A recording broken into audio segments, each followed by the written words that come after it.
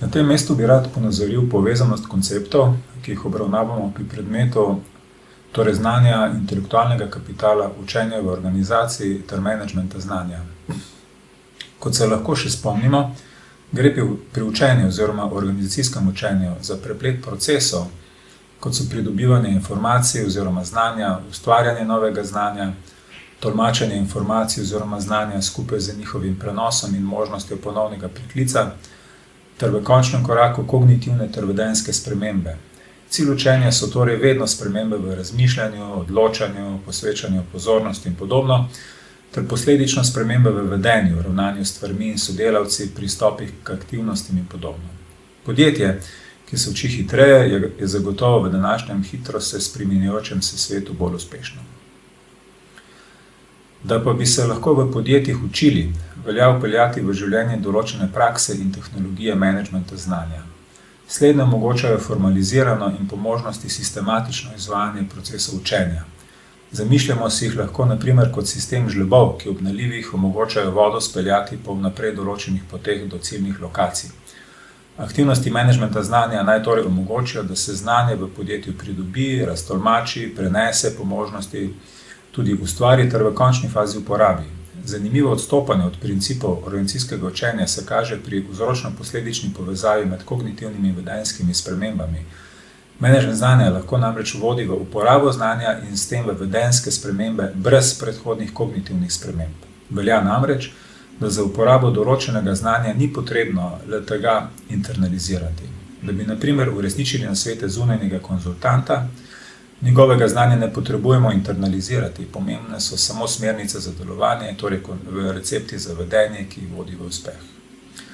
Izpostaviti pa velja tudi tako imenovane sekundarne aktivnosti menedžmenta znanja, ki se ne navezujejo neposredno na ravnanje z znanjem, temveč je povezava posredno preko vodenja oziroma menedžiranja. Da bi namreč učenje lahko nemoteno potekalo, velja znanje, sredstva, ki znanje vsebujejo, pa tudi tako imenovane procesorje, torej subjekte in objekte, ki znanje pretvarjajo ali prenašajo, zagotoviti, koordinirati, meriti njihovo delovanje in uspešnost, ter seveda voditi ljudi, ki so v procese učenja vpeti. Naštejemo lahko vrsto aktivnosti menedžmenta znanja, ki se v podjetjih izvaja s pomočjo določenih praks ter tehnologij.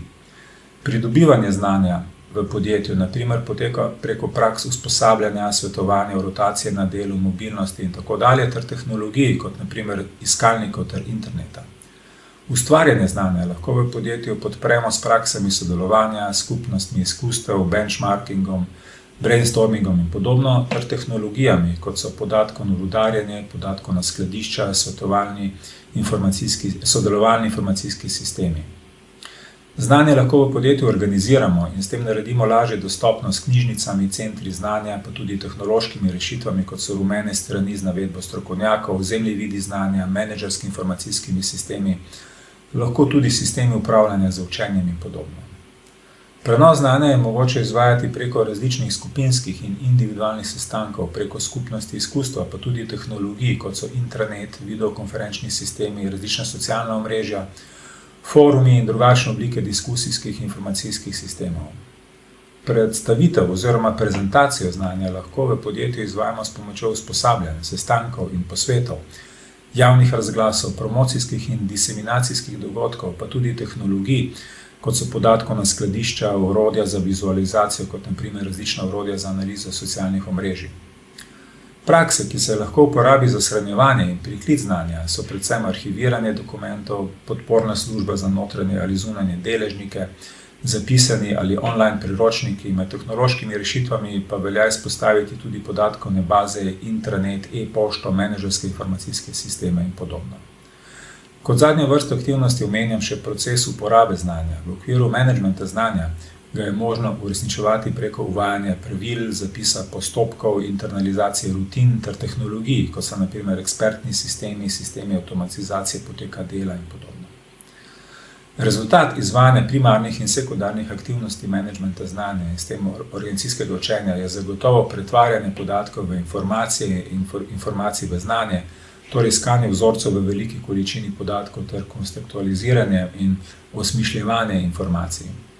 Rezultat je znanje v najširšem pomenu besede, pa ne samo golo znanje, tudi njegova uporaba. Z menedžmentom znanja in posledičnim učenjem v podjetju ustvarjamo intelektualni kapital. Odkrivamo in krepimo kompetence zaposlenih, krepimo razmerja z zunanjimi partnerji, izboljšujemo proizvode in storitve ter druge rezultate delovanja in poslovanja, izboljšujemo organizacijske procese, sisteme in vloge in tako dalje. Zaključimo kratko predavanje z omembo infrastrukture menedžmenta znanja. Gre za različne zmogljivosti v podjetju, ki so dejavnik in osnova izvajanja menedžmenta znanja v podjetju. Večino sestavin infrastrukture menedžmenta znanja smo že omenjali, ko smo govorili o znanju ali tehnologijah menedžmenta znanja. Infrastruktura menedžmenta znanja le tega omogoča ali pa ga zavira. Če na primer organizacijska kultura zavira sodelovanje in komunikacijo med zaposlenimi, je v takšnem podjetju težko uresničevati procese socializacije. Pravila so na drugi strani dobra rešitev pri uporabi znanja v velikih, togih in hierarhično urejenih podjetjih. Poleg organizacijske kulture med infrastrukturo umeščamo še informacijsko-komunikacijsko tehnologijo, fizično okolje, skupno znanje ter vodenje oziroma voditeljstvo.